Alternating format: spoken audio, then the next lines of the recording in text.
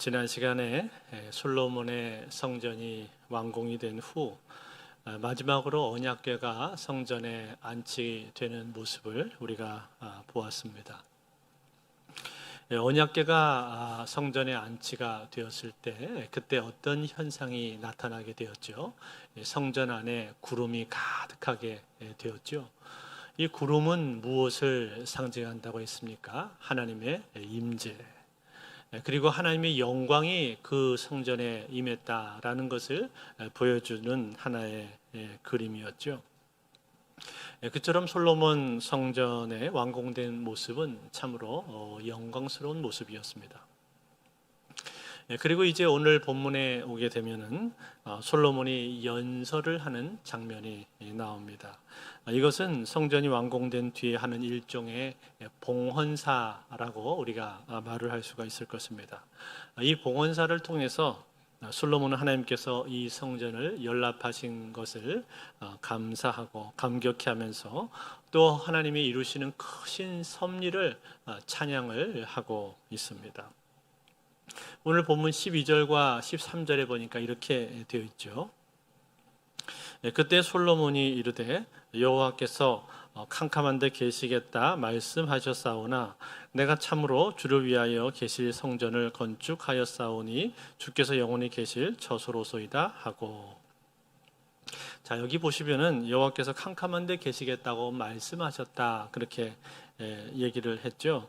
캄캄한 데라는 것은 이것은 캄캄한 구름을 말을 하는 것입니다. 즉 짙은 구름 가운데 계시는 하나님을 이렇게 묘사를 한 거예요. 하나님께서 캄캄한 구름 가운데 계신다라는 것이 뭘 뜻합니까? 이것은 하나님의 위엄을 뜻하는 말이죠. 즉 감히 인간이 접근할 수 없는 그 하나님의 위엄 그리고 영광스러운 모습을 캄캄한 구름 가운데 계시는 하나님으로 그렇게 묘사를 한 것입니다. 그런데 여러분 이러한 내용이 성경에는 사실은 기록이 되어 있지가 않습니다. 즉 무슨 말인가 하니 하나님께서 내가 캄캄한 데 있겠다라고 그렇게 직접적으로 말씀을 하신 적이 없다라는 거예요. 그렇다면 여러분 오늘 이 솔로몬이 하는 이 얘기, 솔로몬의 말을 우리는 어떻게 받아들여야 될까요? 여기 이 말씀하다라고 했는데 이 단어가 히브리 말로는 아마르라는 단어인데 이 단어는 말하다라는 뜻 외에 의도하다라는 뜻도 함께 가지고 있습니다. 그러니까 이 구절이 지금 이렇게 해석이 가능한 거죠. 하나님이 캄캄한 데 계신 분이심을 알게 해 주셨다. 알게 해 주셨다. 실제로 하나님께서는 빽빽한 구름 가운데 거하시는 모습을 이미 몇 차례 걸쳐서 보여주셨습니다. 대표적으로 시내산에서의 모습이었죠. 그것처럼 그런 것들을 통해서 캄캄한데 계시는 분이다라는 것을 이미 하나님은 행동으로 보여주셨다는 거예요. 행동적인 계시로 그것을 나타내 주셨다라는 얘기입니다. 자, 그래서 이 솔로몬이 하나님이 거하실 처소를 마련했다라고 지금 말씀을 드리고 있습니다. 그렇지만 여러분 우리가 잘 알고 있는 것처럼 하나님께서는 어떤 한 장소에 매이시는 분이 아니시죠. 어느 곳에나 계시고 또 무소부재하시고 또 어느 곳에서든 하나님의 임재를 나타내실 수 있는 분이 바로 하나님이십니다. 그럼에도 불구하고 오늘 솔로몬이 이 성전을 낙성식을 하고 봉헌사를 하면서 이렇게 말을 하는 이유는 도대체 무엇일까요? 그것은 그만큼 이 성전이 특별한 곳이기 때문에 그렇게 말을 하는 겁니다. 뿐만 아니라 이러한 과정을 통해서 솔로몬은 자기 마음속에 있는 그 하나님에 대한 그 열정 그리고 마음속에 그 겸비된 마음을 지금 드러내서 표현을 해주고 있는 거예요. 즉 솔로몬은 지금 이 성전이 여호와 하나님의 처소가 되기를 간절히 바라고 있는 겁니다. 하나님께서 이 자리에 늘 계시기를, 하나님이 늘 임재하시기를 바라는 마음, 그러한 그 간절한 열망이 솔로몬의 마음 가운데 있기 때문에 그 간절함과 겸비된 마음이 지금 표현이 되고 있는 거예요. 그래서 솔로몬이 지금 이곳이 하나님의 처소가 됩니다라고 그렇게 고백을 하고 있다라는 거예요. 사랑하는 성도 여러분, 오늘 우리는 이 솔로몬의 고백을 보면서 우리 마음 가운데도, 우리 마음 속에도 이러한 고백이 있기를 원합니다. 내가 예배하는 그 자리, 그리고 내가 기도하는 그 자리, 그 자리에 하나님께서 늘 계시기를, 하나님이 늘 임재하시기를, 그런 마음 가운데 열망이 우리 가운데 불일 듯 일어나기를 원합니다. 내가 눈을 감고 하나님 앞에 앉으면 하나님께서 늘 그 자리에 계시기를, 내가 눈을 감고 손을 들면 하나님께서 내 기도를 들어주시기를, 그러한 마음속에 갈망, 그러한 간절함, 갈급한 마음, 그러한 마음이 있을 때 하나님께서 우리의 기도와 예배를 받으시는 거죠. 그러한 갈망이 우리 가운데 있기를 원합니다. 제가 오늘 새벽에 새벽 예배를 하고 나서 앉아서 기도하는데, 기도하다가 문득 그런 생각이 들더라고요. 어떤 날은 기도가 참 잘 되고, 또 어떤 날은 기도가 상대적으로 잘 안 되는 날도 있습니다. 어떤 날은 하나님의 임재가 더 깊이 잘 느껴지는 날이 있고, 어떤 날은 맹숭맹숭한 날도 있습니다. 어떤 날은 앉아서 졸고 있는 날도 있습니다. 그런데 제가 오늘 기도를 하면서 그런 마음이 제 마음속에 들더라고요. 그래, 내가 새벽마다 나와서 이렇게 하나님 앞에 기도를 하는데 이 하루하루의 시간이 얼마나 참 소중한 시간인가, 얼마나 귀한 시간인가. 그런데 오늘 제가 기도가 참 잘 되는 날이었어요. 근데 제 마음속에 그런 생각이 드는 거예요. 이것이 어쩌다가 잘 되는 게 아니라 날마다 기도가 계속 깊어졌으면 좋겠다. 물론 사람의 컨디션이 다 다르고 환경이 다르고 그런 상황들이 다르죠. 하나님이 주신 은혜도 다르죠. 그렇지만 제 마음 가운데 오늘 그런 생각이 딱 들더라고요. 이왕 나와서 기도하는데 기도하는 시간마다 그 날마다 은혜를 받는다면 얼마나 좋을까. 그런 마음속에 열망이 들더라고요. 그러면서 제 마음속에 어떤 생각이 드는 거 아니, 내가 새벽에 나오기 전에 준비를 더 하고 와야 되겠다. 새벽에 나올 때 내 컨디션을 최상으로 만들고 와야 되겠다. 그래서 잠도 더 일찍 자고 좋은 컨디션으로 만들어서 와야지. 그래야 내가 새벽에 앉아서 졸지 않고, 물론 졸 때도 조는 가운데도 은혜가 있긴 있습니다. 예배당에 나와서 졸면 은혜가 있어요. 그런데 그래도 아깝다는 생각이 드는 거예요. 내가 와서 새벽에 나와서 기도하는데 이 기도 시간을 최대한 활용해야지. 그래서 기도가 잘 안 되는 날이 별로 없고, 날마다 하나님의 임재를 내가 경험하고 날마다 내가 은혜를 받고, 그러면 얼마나 좋겠는가. 그런 마음속의 열망이 오늘 아침에 불일 듯 일어나는 것을 제가 느꼈습니다. 사랑하는 성도 여러분, 그렇지 않습니까? 우리의 삶이 내가 하나님 앞에 매 주마다 주일날 나와서 예배하고, 금요일날도 예배하고, 새벽에도 나와서 기도하고 예배하고 하는데, 그 예배 시간, 기도 시간이 그냥 대충 흘러가 버리면 얼마나 아까운 시간이에요.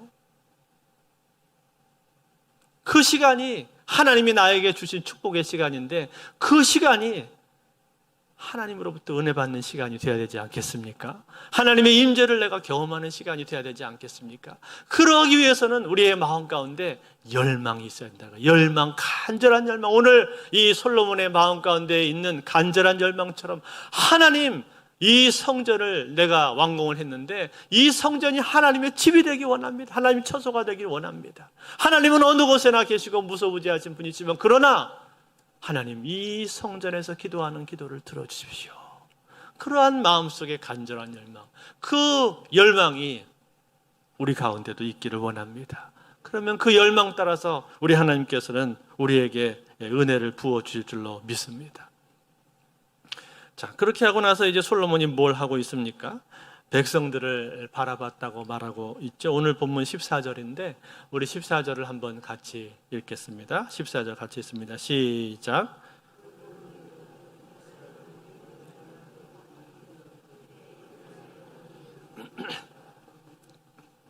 자, 얼굴을 돌려서 이스라엘의 온 회중을 바라보았다, 그렇게 말씀을 했죠. 여러분, 온 회중을 바라본 이유가 무엇입니까? 그것은 축복을 하기 위한 거예요. 축복. 축복을 하기 위해서 지금 솔로몬이 온 회중을 바라본 거예요. 여러분, 여기 축복이라는 단어가 히브리 말로 바라크인데 엎드리다, 무릎을 꿇다 그런 뜻이 있어요. 그 당시에는 이 축복을 이스라엘에게서도 축복이라고 했을 때 이 축복을 하는 주된 대상은 주체는 보통 제사장이었습니다. 제사장이 이스라엘 백성들한테 축복을 하고 또 축도도 해주고 그렇게 했었는데, 그렇지만 제사장만 축복을 할 수 있는 것은 아니고 왕도 역시 축복을 할 수가 있었습니다. 즉 이스라엘의 한 공동체의 대표로서 자기 백성들, 자기 공동체의 멤버들을 그는 축복을 해주고 있는 거죠. 여러분, 이러한 장면들을 한번 보면요, 이러한 장면들을 보면서 우리는 솔로몬의 이 영성을 느낄 수가 있습니다. 솔로몬의 영성. 솔로몬의 영성이 이때까지만 해도 시퍼렇게 살아있다고 저는 느껴집니다. 뒤로 가면서 물론 솔로몬의 영성이 퇴색된다는 것을 우리가 잘 알고 있습니다만, 이때까지만 해도 솔로몬의 영성은 정말 살아있었던 것 같아요. 왜 그런가 하니, 제가 왜 이런 얘기를 하는가 하니, 여러분, 우리가 사람을 축복한다 라는 이거요, 사람을 축복한다라는 이것이 결코 간단한 일이 아니지 않습니까? 그렇지 않나요? 우리가 말로 누군가를 향해서 내가 당신을 축복하기를 원합니다. 당신이 잘 되기 원합니다. 이렇게 말로 건네는 것, 이것도 사실은 쉬운 일이 아니죠. 그런데 말 정도 수준이 아니라 내 마음의 진심을 담아서, 내 마음의 중심으로 누군가를 향해서 당신이 정말 잘 되기를 바랍니다, 당신의 영혼이 잘 되기를 바라고 당신의 범사가 잘 되기를 바랍니다, 이러한 축복의 메시지, 이러한 축복을 우리가 건넨다는 것은요, 그것은 그렇게 간단한 일이 아니라는 거예요. 내가 정말 내 마음의 진심을 담아서 중심으로 누군가를 축복하기 위해서는요, 우리에게 영성이 있어야 됩니다. 영성이 뒷받침되어야 그러한 중심의 축복이 나오는 거예요. 그냥 말뿐인 축복 말고요, 그냥 건성으로 하는 이 허례허식으로 하는 그런 말 말고요, 진심을 담아서 내가 축복을 하기 위해서는요, 우리의 영성이 있어야 된단 말이에요. 영성이 살아있을 때 그런 축복이 나오는 거예요. 여러분, 우리나라 속담에 그런 말이 있잖아요. 사촌이 땅을 사면 배가 아프다. 그런 말이 있잖아요. 그런 말이 왜 나온 거예요? 그게 보통 사람들이라고 얘기하는 거예요. 사람들은 일반적으로 마음속에 다른 사람들에 대해서 다른 사람들이 잘 되기를 바라는 마음이 별로 없습니다. 다른 사람보다는 누가 잘 되기 바랍니까? 내가 잘 되기 바라요. 자기 자신이 잘 되기를 바라지, 근본적으로 다른 사람들이 잘 되기를 바라는 마음이 많지가 않다는 거예요. 그게 뭐예요? 그게 인간의 죄성입니다. 죄성. 뿌리 깊은 죄성이고 자기 중심성이라고 하는 거예요. 그게 인간의 모습인데, 그렇기 때문에 우리가 누군가를 향해서 내 마음에 진심을 담아서 축복을 한다는 것은 결코 그렇게 쉬운 것이 아니라 이 말이에요. 아니, 진심이 아니라고 해도 그냥 내가 누군가를 향해서 예의상 축복의 말을 건네는 것도 그렇게 쉬운 게 아닙니다. 여러분이 일상 속에서 대화를 하다 보면 느끼잖아요. 여러분이 소그룹에서 목장을 한다든지 아니면 같이 사적으로 밥을 먹는다든지 그런 자리에서 과연 하루에 내 입에서 축복의 말이 몇 번이나 나오는지 한번 생각해 보세요. 그게 내 중심의 말이 아니라고 할지라도, 그냥 내가 예의상 건네는 말이라고 할지라도 그런 말이 잘 안 나옵니다. 그렇지 않나요?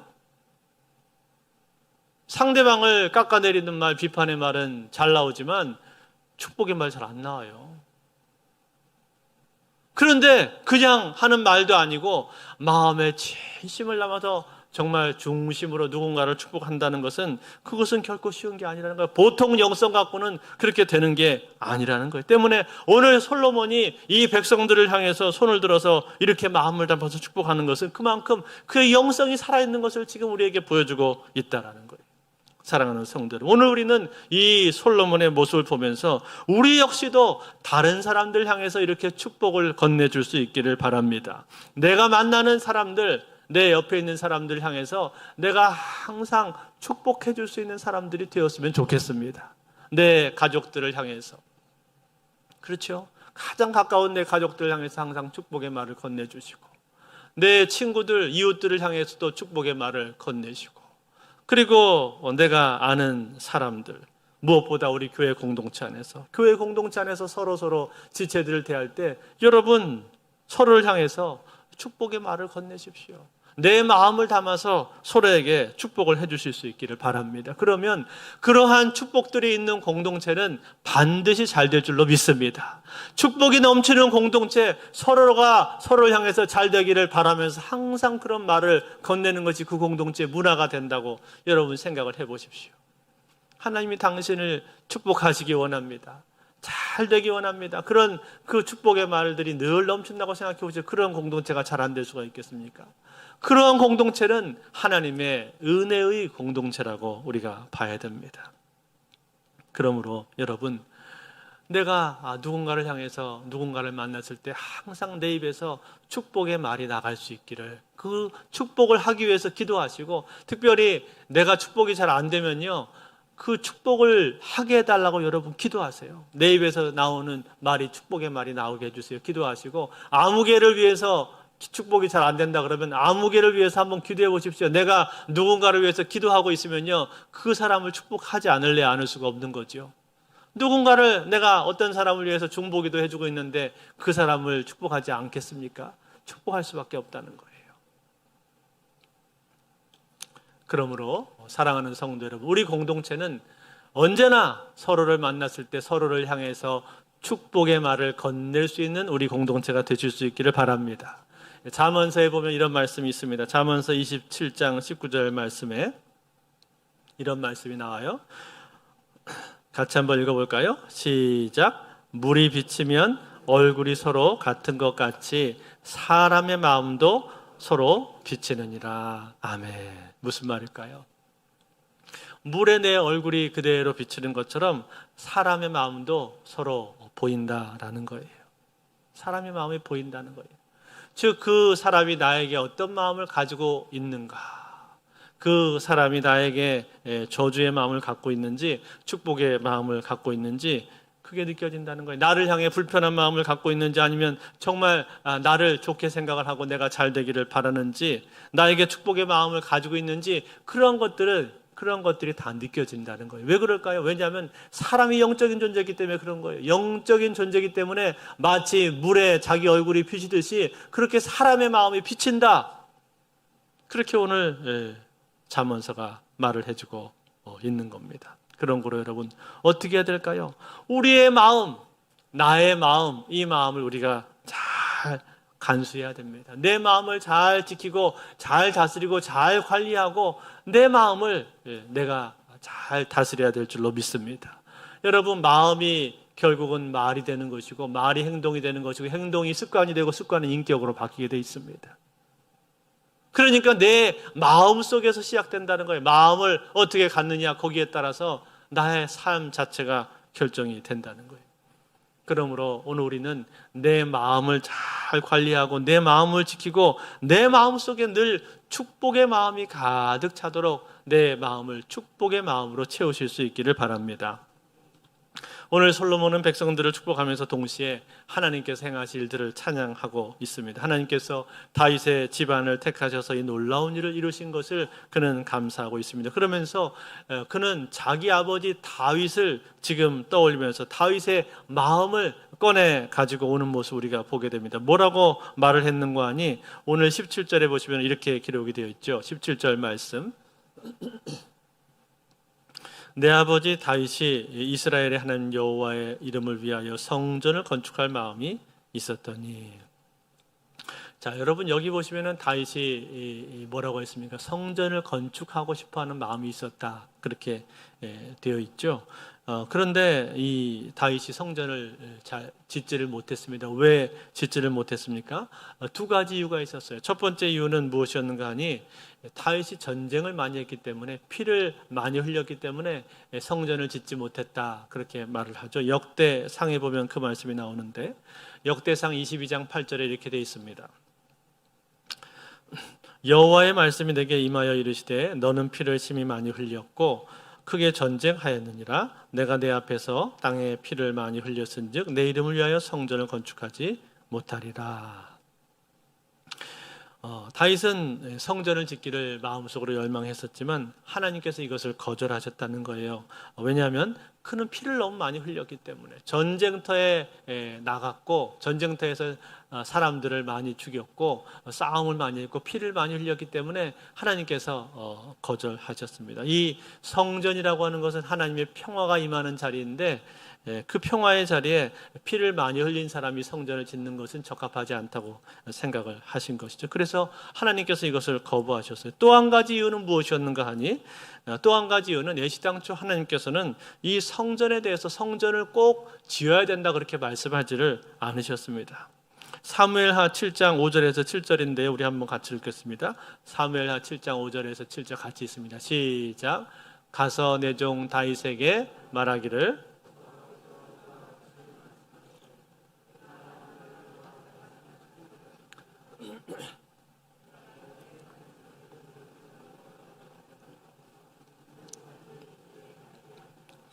장막과 성막 안에서 다녔나니 이스라엘 자손과 더불어 다니는 모든 곳에서 내가 내 백성 이스라엘을 먹이라고 명령한 이스라엘 어느 지파들 가운데 하나에게 내가 말하기를 너희가 어찌하여 나를 위하여 백향목 집을 건축하지 아니하였다고 말하였느냐. 아멘. 무슨 뜻이에요? 하나님께서는 성전 짓지 않는다고 해서 이스라엘 백성들에게 섭섭해하시거나 혹은 그들을 닥달하시거나 그런 적이 없었다라는 거예요.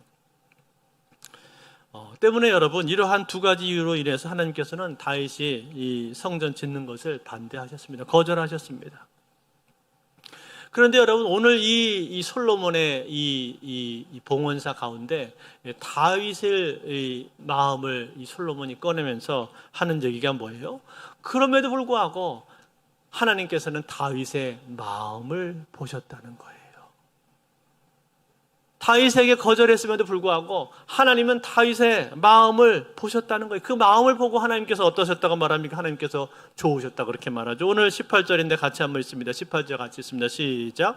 여호와께서 내 아버지 다윗에게 이르시되 내가 내 이름을 위하여 성전을 건축할 마음이 있으니 이 마음이 내게 있는 것이 좋도다. 아멘. 참 뭐라고 하셨어요? 하나님께서 이 마음이 너에게 있는 것이 좋다 그렇게 말씀을 하셨잖아요. 그러니까 여러분 결국 무슨 뜻이 되는 거예요? 하나님은 다윗에게 성전 짓는 것을 허락하지 않으셨지만 또 그 성전 나에게 필요 없다 그렇게 말씀하셨지만 그럼에도 불구하고 다윗의 그 마음, 성전을 짓고자 하는 다윗의 마음을 볼 때는 하나님이 어떠셨다는 거예요? 하나님이 기뻐하셨다는 거예요.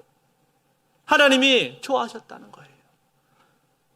여러분 왜 그랬을까요? 왜 하나님께서 그 다윗을 보면서 기뻐하셨을까요? 이유는 단 한 가지입니다. 다윗의 마음의 중심을 아셨기 때문에. 다윗의 마음속에 중심이 무엇이 들어있는지를 하나님이 아셨기 때문에 하나님은 기뻐하신 거예요. 비록 그는 피를 많이 흘렸기 때문에 성전 지을 수 있는 그러한 사람은 되지가 못했지만 그러나 다윗의 마음 가운데는 뭐가 들어있었어요? 하나님을 사랑하는 마음이 있었죠. 하나님에 대한 사랑의 마음이 있었단 말이에요. 그가 성전을 짓지 못한다고 할지라도 그래도 그는 마음을 다해서 하나님을 향한 사랑의 마음이 있었어요. 하나님을 향해서 무엇이든지 하고 싶은 그런 마음이 있었단 말이에요. 하나님이 기뻐하시는 일이 무엇이 있을까 그거를 찾으러 다니는 사람이었단 말이에요. 그러니까 하나님께서는 그 다윗을 보면서 좋아하신 거예요. 하나님이 기뻐하신 거예요. 여러분 자녀들이 용돈 주면 좋지 않습니까?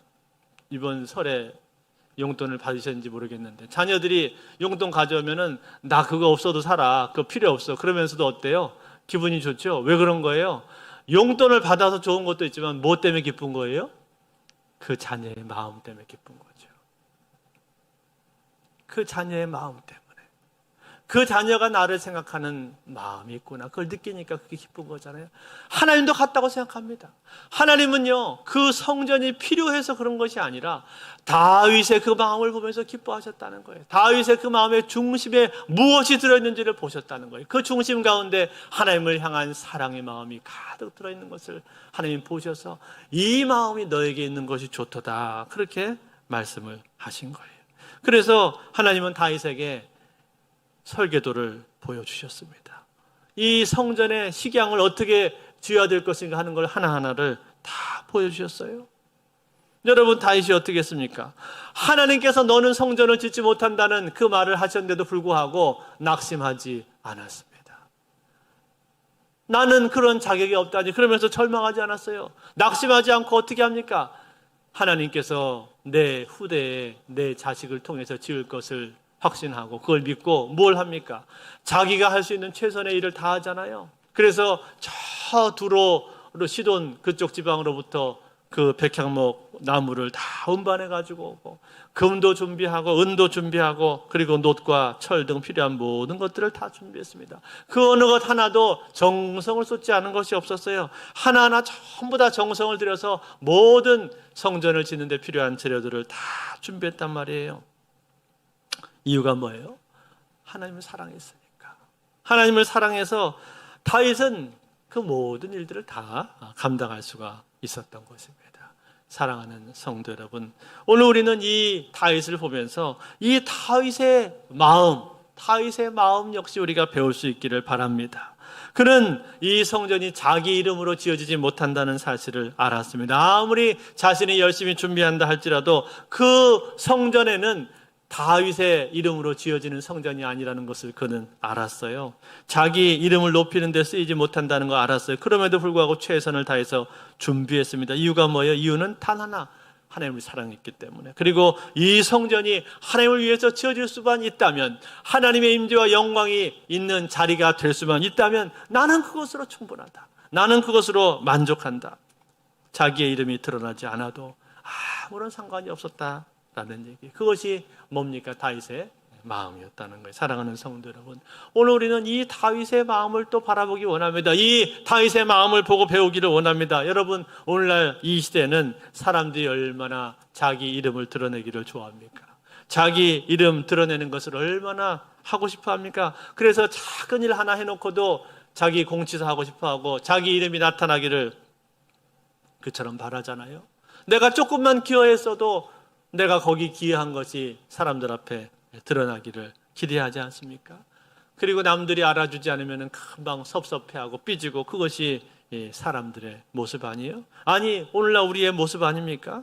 그러니까 어떻게 해서든 사람들은 뭔가 좀 티가 나는 일을 하고 싶어 한단 말이에요. 뭔가 사람들 앞에서 그럴싸하게 보이는 일들을 하고 싶어 한단 말이죠. 사람들 앞에서 나타나지 않는 일은 되도록이면 피하려고 한단 말이죠.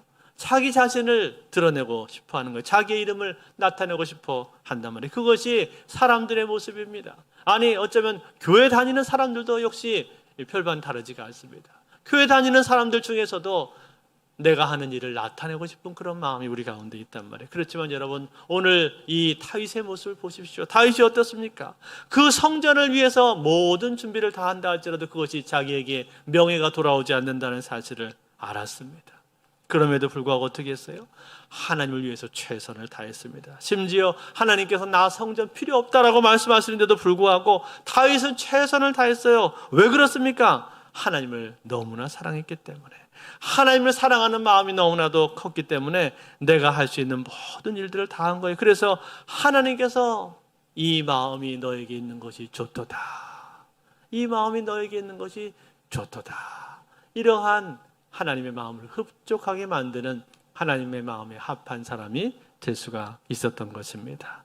그러므로 사랑하는 성도 여러분, 오늘 우리는 이 마음을 우리도 가지실 수 있기를 바랍니다. 나의 명예와 상관없이, 나의 이름과 상관없이, 내가 어떤 평가, 어떤 평판을 듣는가 그것과 상관없이 이 일이 하나님을 위한 일이라면, 이 일이 하나님을 기쁘시게 할 수 있는 일이라면 그 일이 무엇이 됐든지 간에 우리는 그것을 위해서 헌신할 수 있기를 바랍니다. 특별히 오늘 우리 일여전도회 헌신 예배로 드리는데, 우리 일여전도회가 다윗과 같은 하나님 마음에 합한 여전도회가 되실 수 있기를 바랍니다. 일여전도회뿐만 아니라 이 자리에 모인 모든 분들이 우리의 삶을 통해서 다윗의 마음을 닮아서 하나님의 마음을 흡족하게 만드는, 하나님의 마음을 기쁘시게 하는 이 자리에 있는 모든 분들이 다 되실 수 있기를 주의 이름으로 축원드립니다.